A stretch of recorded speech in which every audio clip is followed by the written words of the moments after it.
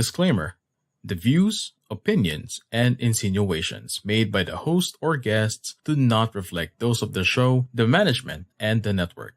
Viewer discretion is advised.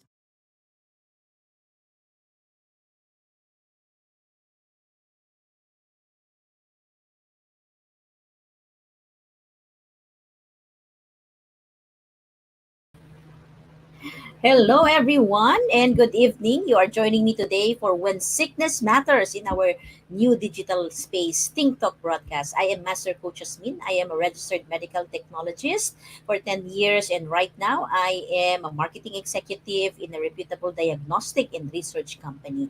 And I am also a certified CACC life coach and a certified mental health coach. I am a master builder apprentice of Master Coach A, and we build a tribe as we help your unstoppable dream come true. I am also a tribe builder and founder and creator of Life's Labyrinth Coaching Community, and this community aims to help people who are in chaos to find order and meaning in their life. And Think Talk Broadcast is a flagship community project of the speakers of Coaching Think Talk from Life Coach Philippines and members of Coach A Coaching Community. And our mission is to get closer to our kindred and serve better our coaching tribe. We envision being the go to network for content that connects the mind, the heart, and the soul through the platform of life coaching. And this is us in the Philippines advancing coaching as an art, a science, a lifestyle, a profession, and a business. And as a medical professional, I have seen in different hospitals, in the different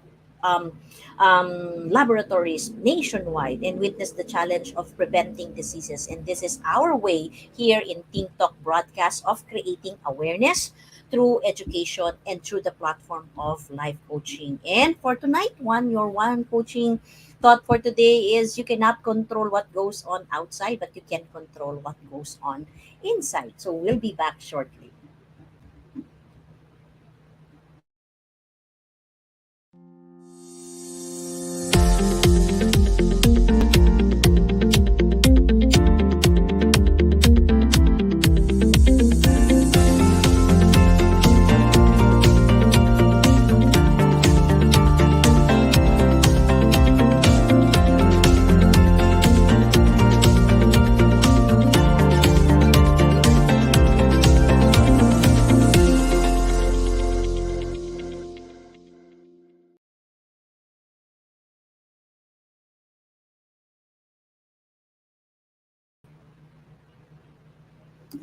And we're back. Welcome back. Today is the 10th of July in the year of 2022. And right now, I am broadcasting beyond borders of San Mateo Rizal, the first class municipality in the province of Rizal. And you are joining me for When Sickness Matters. So, this program is created to all the individuals who are ready to take action towards healing and preventing sickness from coming to you and to your family. And this is actually also a coaching conversation on prevention is better than cure. So every week you meet medical doctors and we ask them on how to break the bias on the medical services that they offer and how they can bridge the gap, how we can all bridge the gap of healthcare and healing to the people. And my guest for tonight is actually coming from Region 8.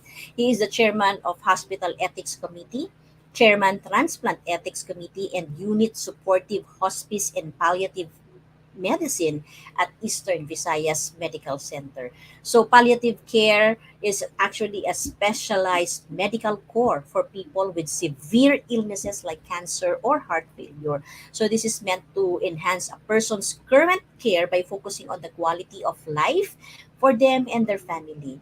Our guest for tonight is a supportive hospice and palliative medicine doctor whose mission is to ease the suffering of his patient and help them improve their quality of life by managing the pain and their symptoms. So without further ado, we would like to really understand about palliative care.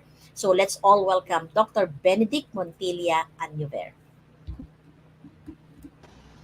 Hello, magandang gabi po, Ma'am Hasmin, and magandang gabi po sa mga lahat ng nanonood. I'm Dr. Benedict Añover. I am a palliative care specialist based here in Tacloban City. So I think Ma'am Coach Hasmin has already done my job for me, no? Sinabi niya na lahat kung anong ginagawa ko. So, yan na, no? Um, but thank you Yes. for having me here. Yes, I'm excited for our conversation tonight. No? So, Opo. Ma'am Hasmin, I guess you Opo, take masaya it rin po away. kami, Doc. Yan.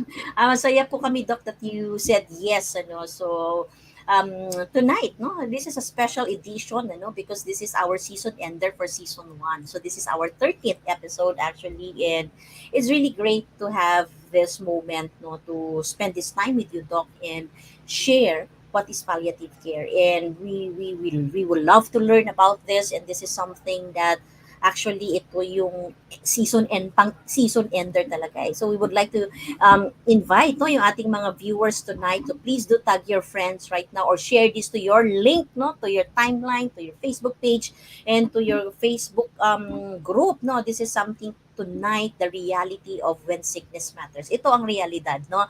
That's why sickness should matter to every one of us, no? Doc Benedict will be explaining it tonight to us, and we will see a big picture of what is palliative care. So, Doc, take it away. Yung iyo pong presentation ng iyo pong slides. Ayan po, Ma'am Hasmin. Yeah, I think, ayan po. So anyways, thank you. You have to forgive me sa mga nanonood ngayon. Ano? I'm not quite familiar with the platform that we're using right now, but seems to be very intuitive. So again, I'm Dr. Benedict Añover, and I'm here to give you a short primer on what is palliative care. No? So, ano nga ba ang palliative care? So maraming nagtatanong, no? Ito ba ay sinasabi ng alternative medicine? Ito ba ay some other highfalutin kind of medical treatment? Well, the WHO, no, they define palliative care as an approach that improves the quality of life of patients and their families. So, yung punot dulo ng palliative care, actually, Ma'am Hasmin, and to our listeners, is mapaganda yung kalidad ng buhay ng isang pasyente at yung kanilang mga pamilya. So, yung pasyenteng ito ay mayroong malubhang sakit o nakamamatay na sakit. So, yung paano namin nagagawa na mapaganda yung kalidad ng buhay is to relieve suffering. Maibsan yung paghihirap ng isang pasyente. Paano namin ginagawa iyon? Is tinitingnan namin, no? Ginagamot namin, we treat yung physical symptoms like pain. No? Tinutugunan din namin yung pansin yung psychological symptoms of having a disease. Also, the spiritual aspects ng isang pasyente. So, lahat na ito no, ay nakakapagbigay ng suffering sa isang pasyente na may malubhang sakit. Now, ang palliative care po no, ay para siyang extra layer of care na binibigay doon sa isang pasyente na who is already receiving standard medical treatment. No? Ito ay binibigay something that is given on top of and not a replacement of standard medical care. Hindi po siya alternative sa Western medicine no, or any other treatment. No? Binibigay ito in conjunction with the usual medical management used to treat a disease. No? So, yung palliative care po, no, it helps no, mitigate the effects of the disease rather than the disease itself. So, ang concentration namin ay yung epekto na dulot ng isang malubhang sakit, hindi yung sakit mismo. So, ang palliative care din po, no, nag-i-integrate ng psychological and spiritual aspect ng paggamot ng isang pasyente. So, yung tao kasi, no, ang pasyente po ay tao. So, ang tao ay hindi lang katawan. Ang tao din ay mayroong psychological aspect. Ang tao may spiritual life. Ang tao ay may pamilya. Ang tao ay maraming bagay that constitutes a human being. No? So ito, tinutugunan din namin ng pansin. We also assess and treat patients with psychological problems, spiritual problems, patients who need counseling, and loss or grief. So tamang-tama lang no for um, this broadcast kasi si Ma'am Coach Hasmin no ito counseling and decision making pwede naman po sila no have patience no in counseling no. So yun po no. Hindi lang yun. But palliative care also offers a support system for patients and their families to live as actively as possible until death.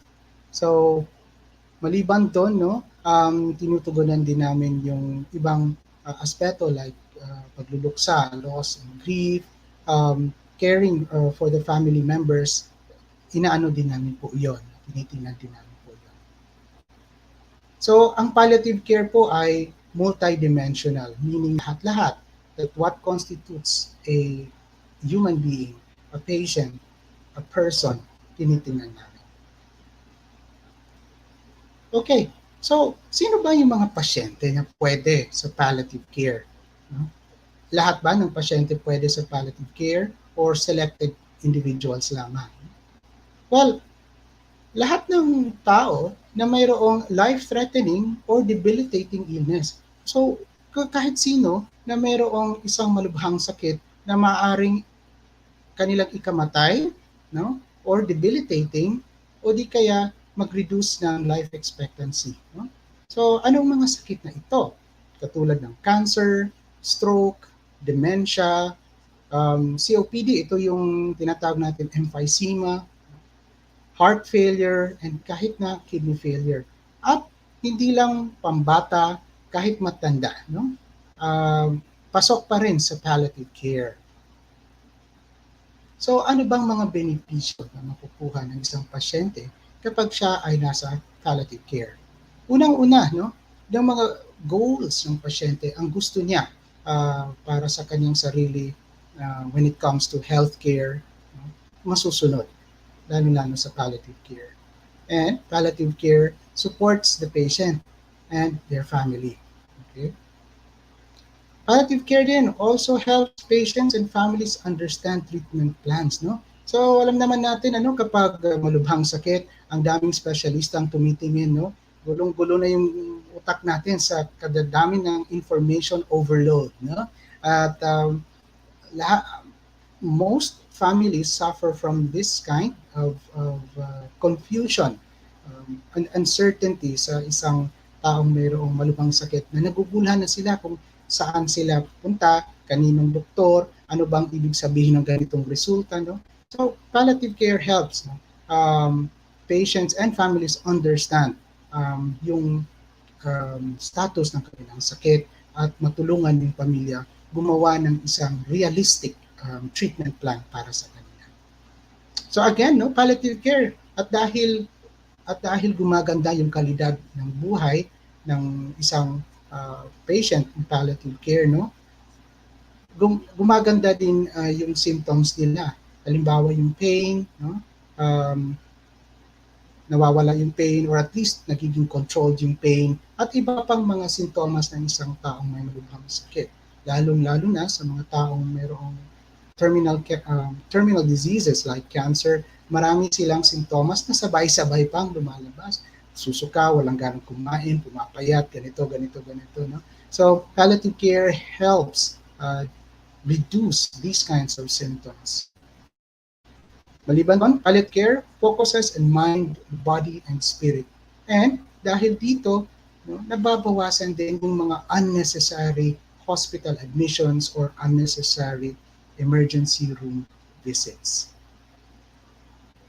So, kailan ba appropriate mag-start ng palliative care? So, palliative care appropriately, ideally, palliative care should start kung kailan nadadiagnose ang isang pasyente ng isang malubhang sakit.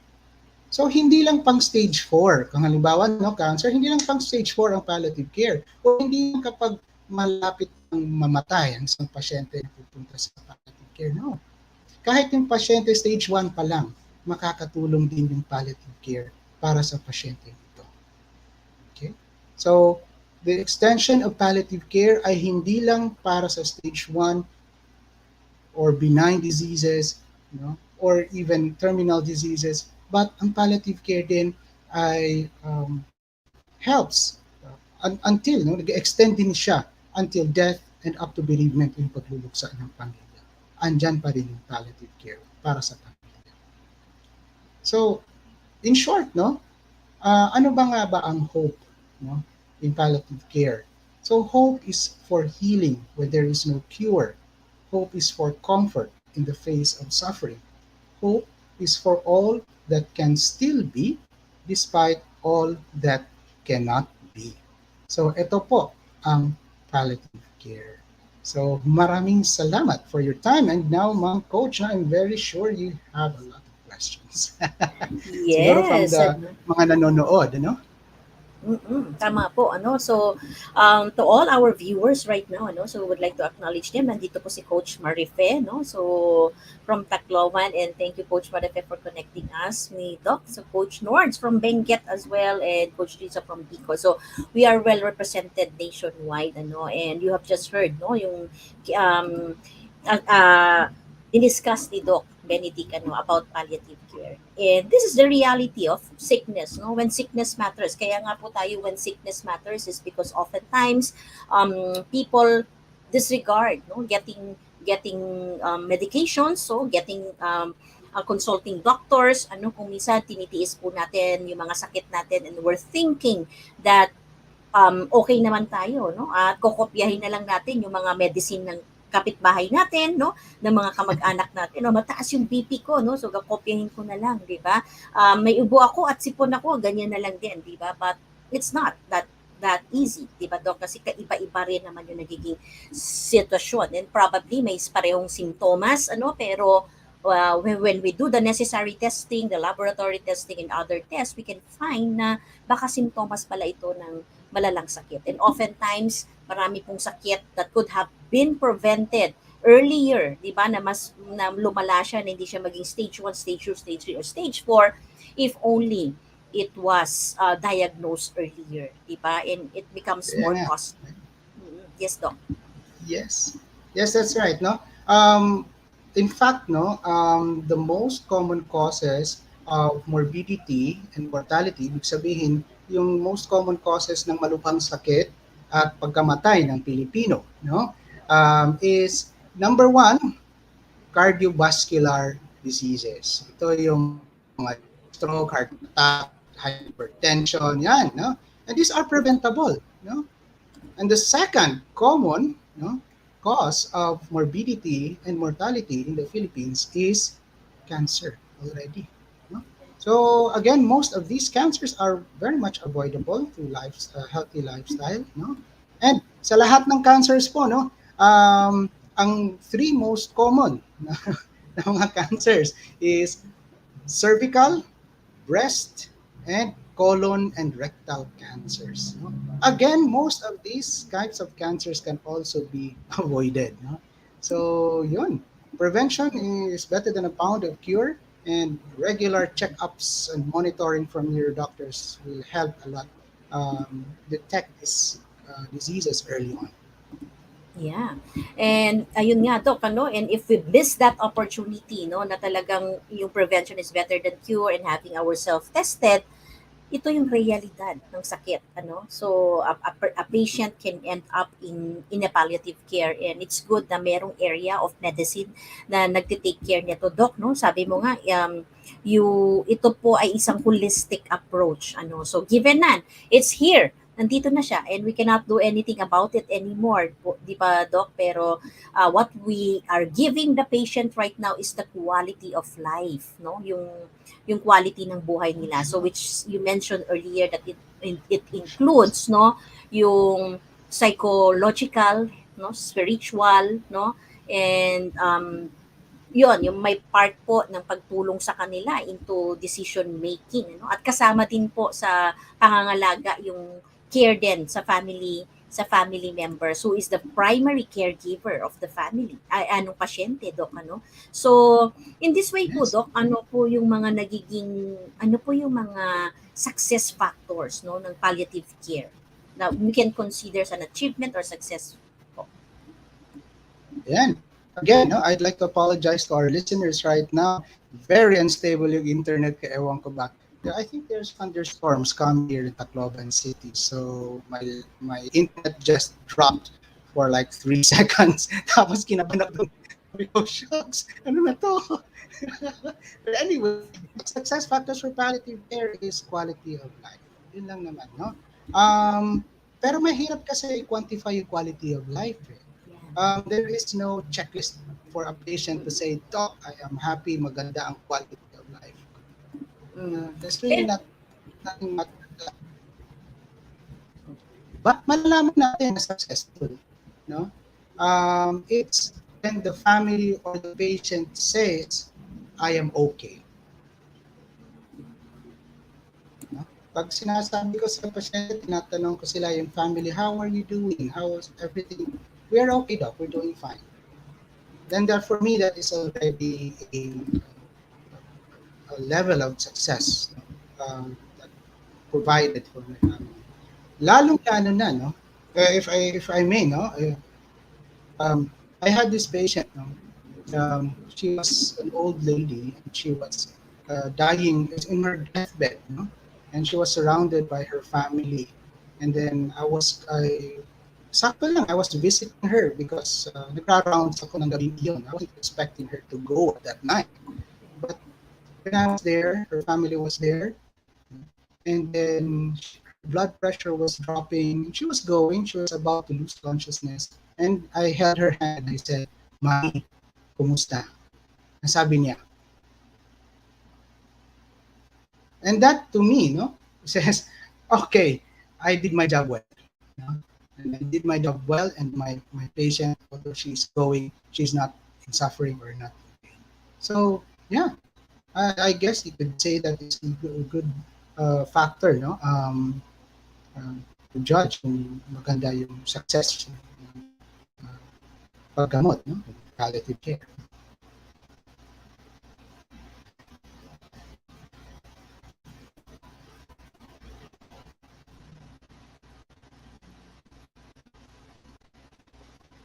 Hmm. ano po yung nasabi That's nung patient, Doc, no? So, we've missed a little portion nung kwento niyo po, Doc, ano?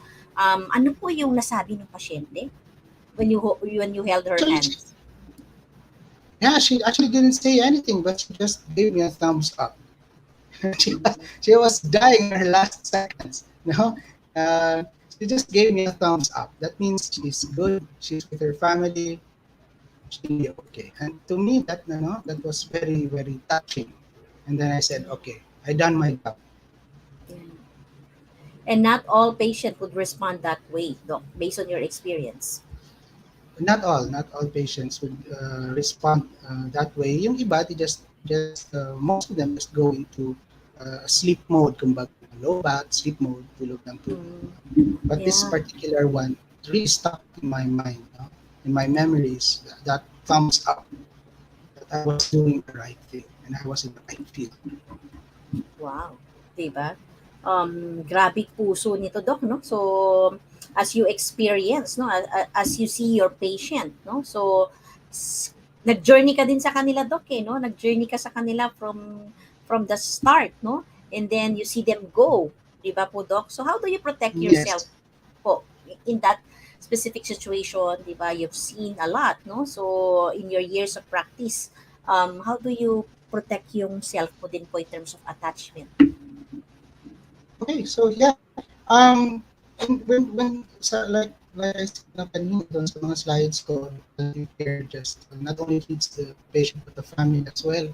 So maliban sa counseling sa patient, pati pamilya din, no? Kinakausap ko and I also help carry the burdens ng pamilya. So yung mga family conflicts, yung mga, yung mga konti-konti mga alitan sa pamilya, no? Talking about this family. So that can also take emotional and physical toll sa aming specialist. So after about several patients, no, we do have to distance ourselves. Each palliative care specialist has his limit, no?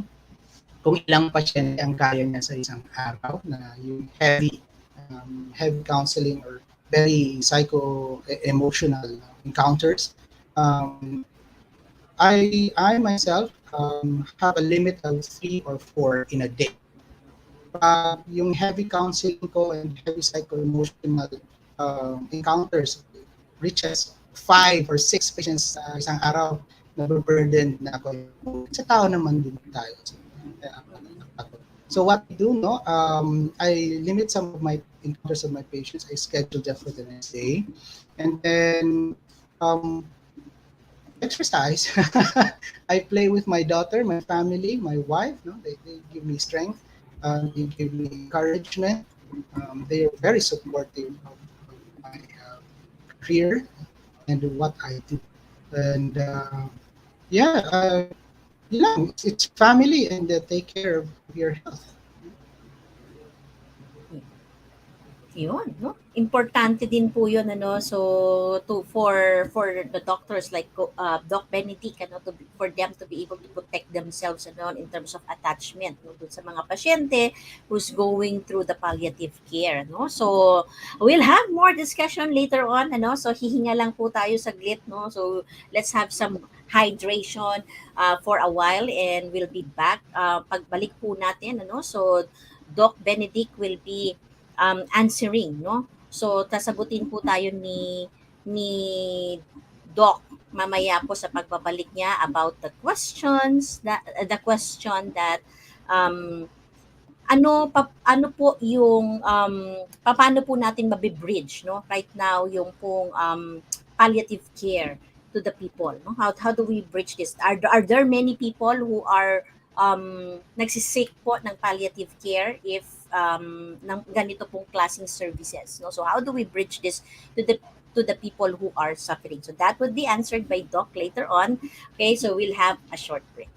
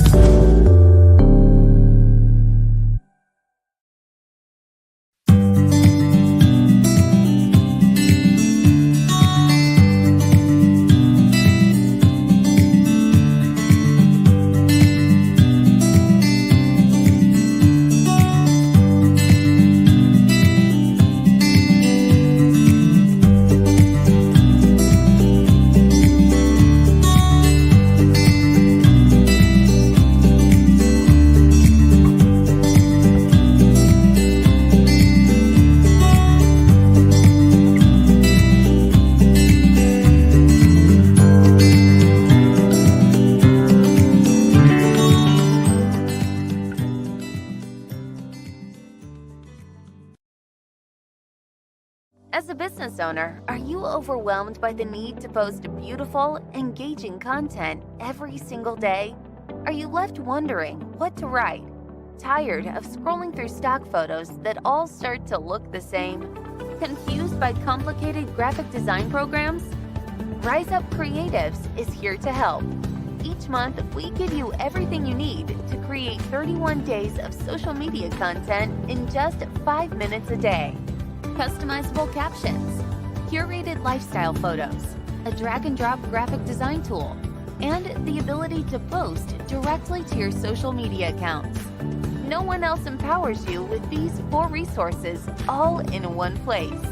Each month, we help you plan your social media calendar by providing you with 31 image themes and customizable captions so you can quickly and easily create engaging content and grow your following. Simply select the image that works best for your feed or story. Then, copy the caption and customize it to fit your audience. 5 minutes a day. It's that quick. Plus, you'll absolutely love our drag-and-drop graphic design tool. Start from scratch or choose one of our beautiful templates to fit your unique brand. When you're ready to export your design, you can download, email, or post directly to your social media accounts. Here's the truth. Our world needs what you have to offer. Don't let technology or procrastination hold you back. Rise Up Creatives is more than an online resource. We're a community helping you overcome your biggest barriers to reach your greatest goals. We're here to help you rise up and be creative.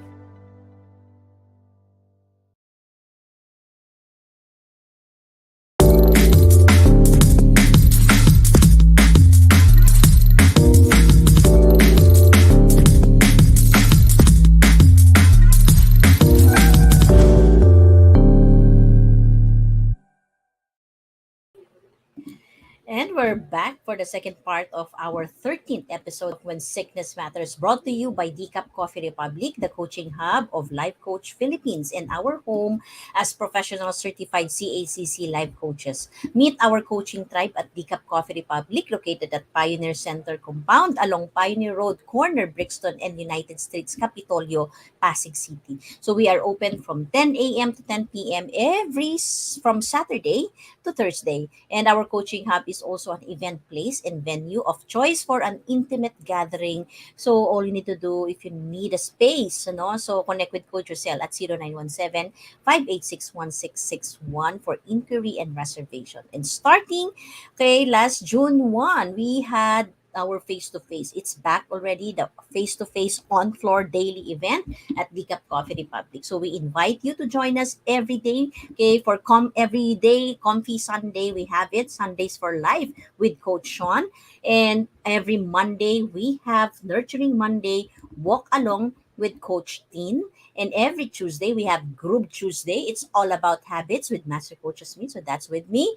And every Wednesday, we have Purpose Wednesday, Away in a Day with Coach Rizel. And of course, every Thursday, we have Strengthening Thursday with no other than Master Coach A for Coaching for the Soul. And on Friday, we put a rest into our space at Teacup Coffee Republic. And you may come back again on Fab Saturday for Open Mic with Coach Orville. And every day, you can visit us on floors if you want to have a coaching conversation, if you want to have a meaningful conversation, just visit our home at Decaf Coffee Republic. So tomorrow night, it will be Nurturing Monday with Coach Dean. And of course, I would like to invite you to become a holder of the Be Learning e-card and join me inside the Be Learning Society as one of the mental model collectors. So here you will enjoy a food and beverage discount from Decaf Coffee Republic, and you also get to enjoy a full access pass to the monthly mental model masterclass of Master Coach A, exclusive to all the Be Learning Society members. Plus, you get to benefit for a 90 minutes coaching session with senior coaches from Life Coach Philippines. So save the date on July 29. That is the fifth Saturday of the month at 7:30 p.m. for Buyer Hot Button Mental Model Masterclass, and learn how to grow your sales and profit while making a positive impact by learning a mental model that intersects with business success. So kailangan natin to, no? This is open to all coaches and entrepreneurs who want to grow their sales and who wants to grow their profit, especially ngayon, na tumataas ang ating mga inflation rate. And not only that, TikTok broadcast is powered up by Rise Up Creatives Worldwide, your social commerce turnkey solution provider in the new digital landscape. So visit www.riseupcreatives.com to learn the benefits of a lifetime members like me, which includes the ability to create valuable and engaging social media content with original lifestyle photos in just 5 minutes. So let's all rise up and be creative now. So, ayan, let's call on back our guest, no? So, si Doc Benedict. So, for him to answer our hanging question kanina, no? Sabi natin kanina, tinanong natin si Doc, di ba, kung paano nga ba mabipreach, no? Not all people are privileged, no, to have the palliative care sa kanila po, di ba? Sabi ni Coach Marife here, Tacloban is blessed to have such a specialty, no? A specialty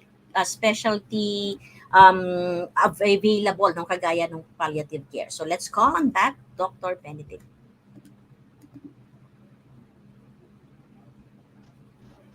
Hello again. Yan, Doc. Ano So ko, you're Ma'am Coach, nag-heart attack na ako dito sa internet. Ay, naku, Doc, wag po. Kung kailan na mapuputol ulit yung internet ko. Wag po tayo ma-heart Anyways, attack, Doc. yeah po, no? For the question, no, how will we bridge palliative care for the people? There are actually 69 palliative care specialists in the entire Philippines. There are, most of them are located in po.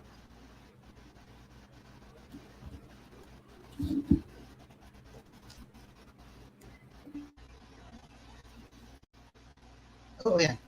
Most of them are located in Metro Manila and Mindanao, and there are only three palliative care specialists here in Region 8. So, konti lang po kami. No? The good thing about how we're going to bridge this is that recently, when the UHC law was put into place, kasama na sa UHC law or Universal Healthcare Law was palliative care. No? So, very soon, mapapasama na po yung palliative care sa reimbursements ng PhilHealth for patients. No? So, PhilHealth. And the Department of Health has asked our society to train nurses for basic palliative care, and this will be cascaded to the other DOH retained hospitals sa country. So very soon, palliative care will be available in all DOH retained hospitals. So yun po, no? Very soon, I think it will start hopefully this October, yung pag-cascade nila ng training. And we are not only going to bring this to the hospitals here in Tacloban City, where I'm connected to Eastern Visayas Medical Center. We hope to bring this to the community then. So we're not only going to train nurses, but we are also hoping to train BHWs in the RHU and also yung mga doctors to the barrios din. So hopefully they will be able to practice basic palliative care for their patients, even the farthest reaches in the far-flung giga areas of our country. Wow, that's nice to hear, Doc. Ano na there are government efforts already, no? You mentioned about the DOH who are Yes, yes. planning, di ba, ng maglagay na rin, no, sa bawat region, no? So, Doc Mimi is also watching, no? So, yung at wife, husband ko ni Coach Marife. Thank you, Doc, for tuning in. So, this is something that we all need, ano, we look forward because marami po talagang mga tao that it seems that it is already eh, end of the rope na, 'di ba? Kanina po in your presentation, in your last slide is in the context of palliative care. You mentioned na ano ba yung hope para po sa palliative care patient, 'di ba? Hope is for healing when there is no cure.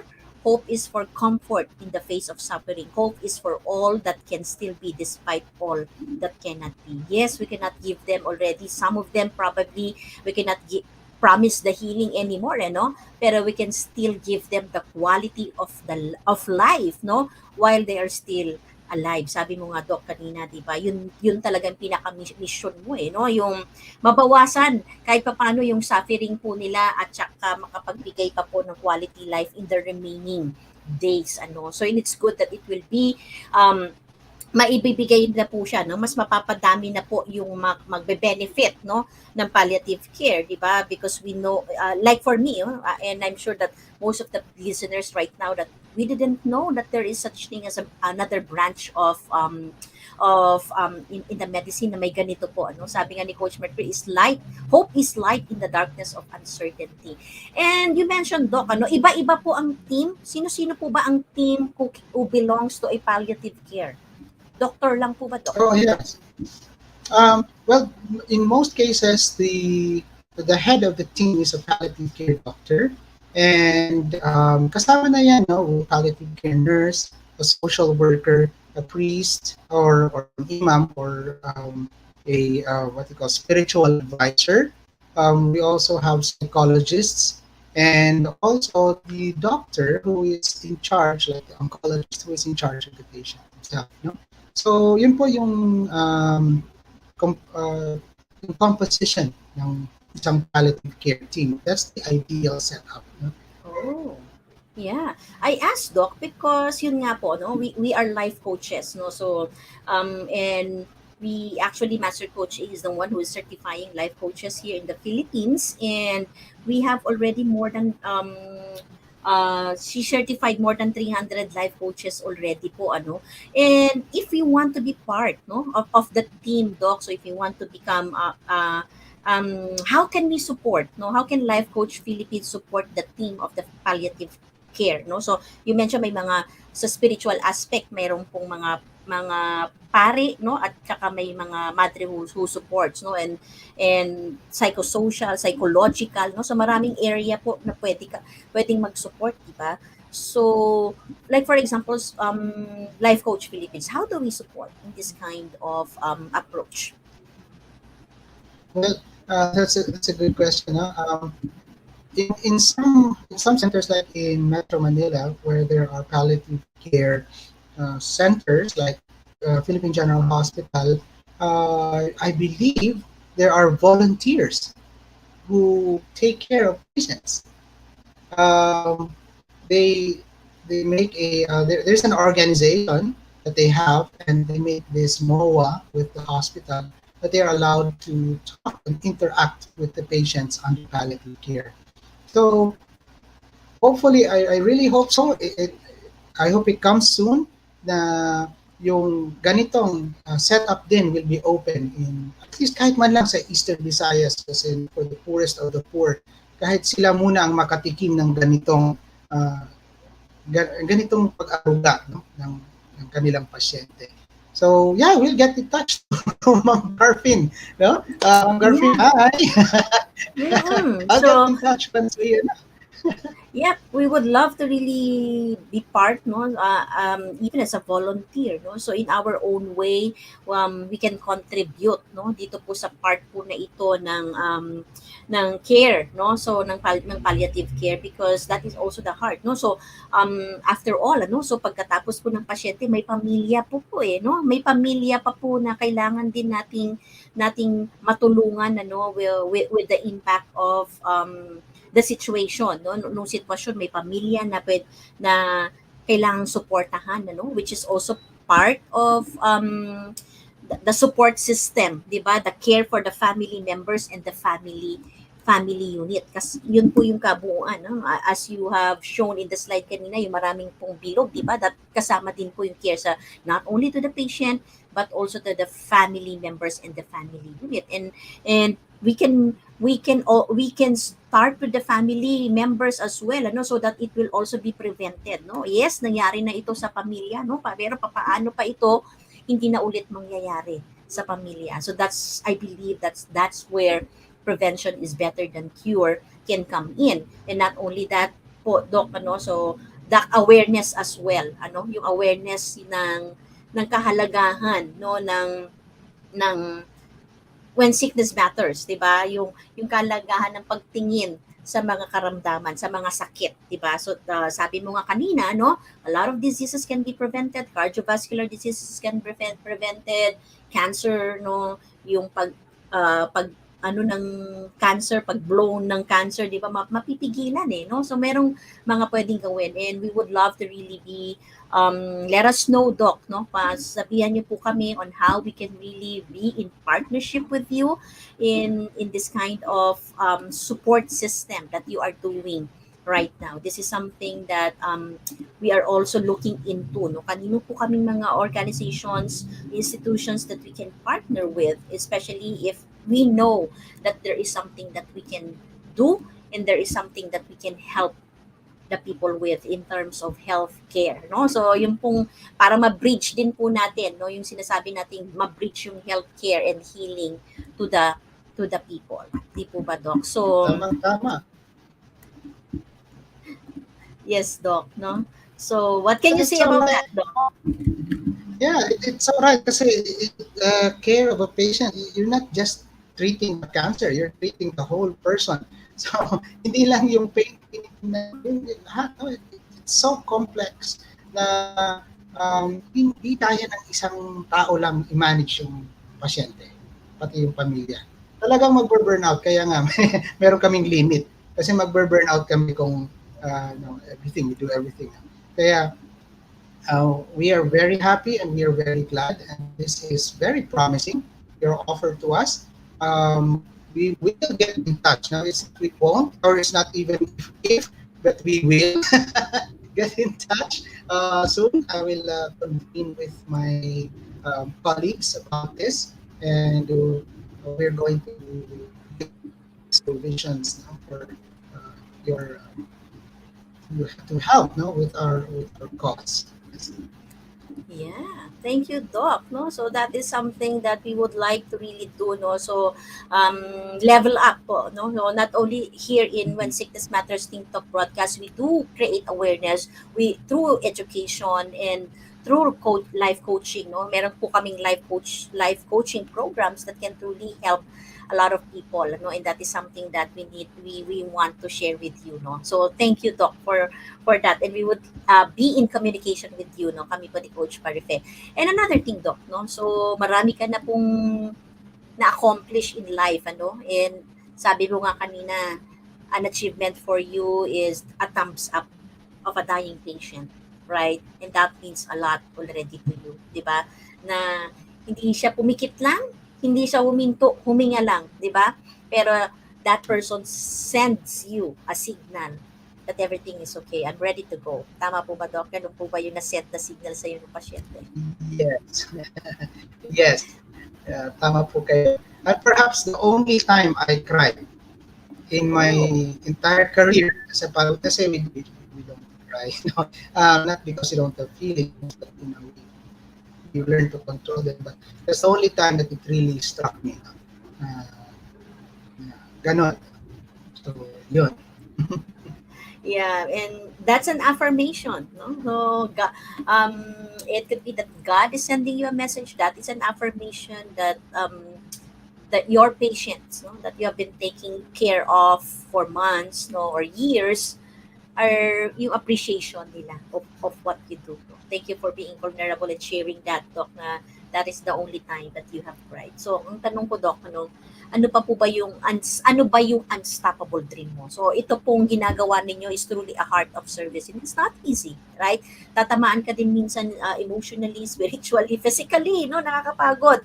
Draining as well. Yeah. So, ano po ba yung unstoppable dream mo pa, Doc? Unstoppable dream. No? Career-wise, I mean, I'd like to leave this world a better place than when I found it. So I guess my dream would be that when I go, there would be someone who will take my place. And I hope a lot of them will be there to take my place. I hope marami ang maging palliative care specialist. I hope maraming mga pasyente ang will benefit from what we started here in Tacloban City. Yun lang naman yung dream ko. Oo.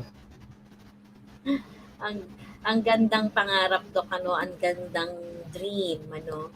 And with that dream, we would like to support you, Doc, no. So even if we are not doctors, no, hindi natupad yung pangarap ko maging doktor, pero life coach po ako, no. So at we have a team, no, we have an organization, we have people that we know na pwede pong makatulong sa inyo po, ano. And with that dream, Doc, ano po yung pwede ninyong simulan ngayon o bukas para pwede siyang maging totoo? Ah, let's see. Actually, simulan na yung dream na yon. I just don't want to announce it yet kasi unahan ko yung chairman namin sa Okay. Department of Family and Palliative Medicine. But yes, it has already started. And very soon we'll be announcing that dream uh, through Eastern Visayas Medical Center. And yeah, very soon. So steps are on the way already. No, we already took a few steps towards that dream. Wow, that's nice, Doc. That's nice to hear. So we will be praying with you, no. So we are one with you in that dream, and know that you have a community, no. So as part of TikTok broadcast, where you're one of our guests and speaker, no. So know that you have a family here, you have a community here that is willing and able, ready to support you, ano. So As we end, Doc, no? Maganda po yung conversation natin despite the challenges, ano, so ng internet natin, but we are getting your message and we are getting your heart as well, ano po. So ano po ba yung message, no? To all the viewers right now, this can be watched still on a replay. Pwede niyo po itong i-share sa Facebook page niyo or to your students or to the people in the hospital, ano. Ano po, Doc, yung gusto niyo pong mensahe na iwan po sa lahat ng manonood na mapapanood po ito on a replay, probably i-replay po nila ulit 2 years from now, 5 years from now, no? So any message that something na papalikan-balikan natin. Well, I guess my personal lang na maybe just my life dream kumbaga. Ang message ko, leave the world a better place than when you found it. Yun naman. That's the message lang sa lahat. However you may do it, no? At least when you leave this world, leave it a better place than when you found it. Wow. That's powerful, Doc. Ano? Powerful, Doc. So, leave the world in a better place when you found it. No? Parang ganun yung understanding ko, Doc. Ano? So, with that, Doc, thank you very much for saying yes to When Sickness Matters. And thank you for, thank you po na pinakita niyo po sa amin yung kabilang mundo, no, ng When Sickness Matters. So, this is the reality of sickness.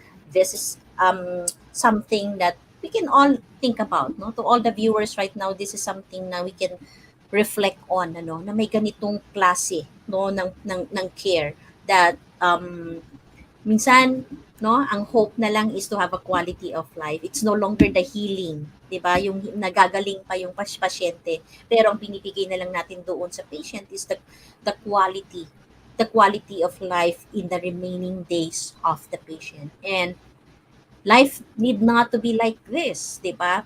Your health need not to be like this one, 'di ba? Pero since ito yung reality ng When Sickness Matters, and I pray that everyone, no, to all our viewers would start prioritizing their health, would start really to look into their health. And we would like to salute, salute to all the doctors, salute to all the palliative care doctors, no, who's been giving care to all the patients, no. So hindi madali, no, hindi po siya madali na makakita ka ng pasyente mo that you know that that be oras o panahon na lang yung binibilang nila, Doc, tama po ba, no?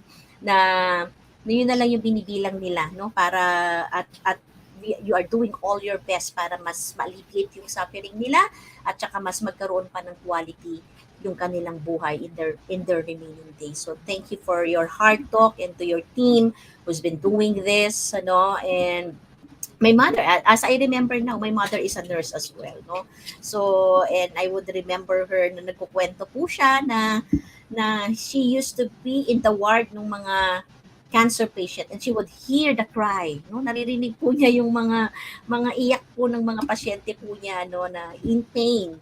Ano po, because of yung nagsasuffer talaga sila, di ba, because of the cancer. And it takes a brave soul to be able to take care for this kind of patient. So thank you, Doc. No, so can we give some heart? No, so can we give some thank you message or encouragement in the chat box to Doc and to all people who are taking care of the patient. Ano, preserving, sabi ni Coach Marie, preserving and respecting the dignity of the dying, di ba po? And sabi nga ni Coach ni Coach Norris, then there is hope, no, have a quality of life of the patient, di ba? And so let's give him an encouragement, no, isang thank you message to all. So, Doc, you can watch this on a replay. Maraming salamat po for joining us tonight. And I'll see you at the backstage, Doc, no? So saglit lang po, I'll just close the episode. And tonight's episode